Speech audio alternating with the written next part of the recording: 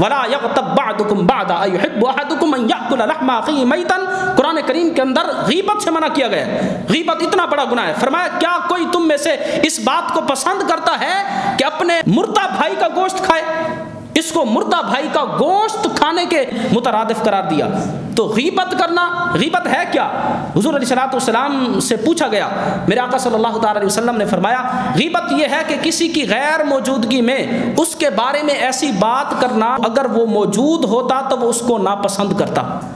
تو ایک صحابی موجود تھے مجلس میں، عرض کی یا رسول اللہ اگر وہ خرابی اس میں موجود ہو پھر بھی کہنے کی اجازت نہیں؟ تو میرے آقا صلی اللہ تعالی علیہ وسلم نے ارشاد فرمایا کہ اگر خرابی موجود ہو یہی تو غیبت ہے، اگر خرابی نہ ہو یہ تو بہتان ہے۔ کسی مسلمان کی غیر موجودگی میں اس کی ایسی خرابی کا ذکر کرنا جو اس کے اندر موجود ہے، یہ غیبت ہے۔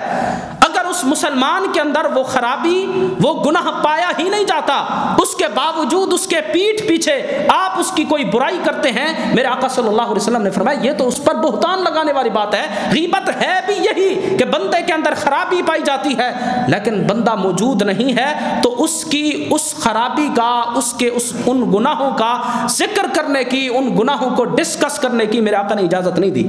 بندہ بیٹھا ہے اس کے سامنے آپ بات کریں نا منہ پر، تاکہ وہ اپنی غلطیوں کا دفاع کرے، شریعت نے اس کو حق دیا ہے۔ اگر کسی میں خرابی ہے آپ کو نظر آتی ہے، ہو سکتا ہے نہ ہو اس میں، تو اس کی غیر موجودگی میں کسی کی برائیاں کرنے کی ہرگز اجازت نہیں ہے۔ اگر وہ موجود ہے، آپ سمجھتے ہیں کہ اس میں فلاں خرابی ہے، اس کے منہ پر کہو تاکہ وہ اپنی خرابی کا دفاع کرے اور بتائے کہ واقعی میرے اندر موجود ہے، تو وہ توبہ کرے گا۔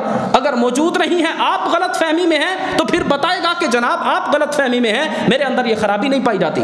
تو غیبت کیا ہے کہ کسی کی غیر موجودگی میں کسی مسلمان بھائی کے نہ ہوتے ہوئے اس کی کسی ایسی خرابی کا ذکر کرنا جو اس کے اندر موجود ہو، یہ غیبت ہے۔ اگر موجود نہ ہو یہ تو اس پر بہتان ہے، اور بہتان لگانے کی سزا شریعت کے اندر 80 کوڑے ہیں۔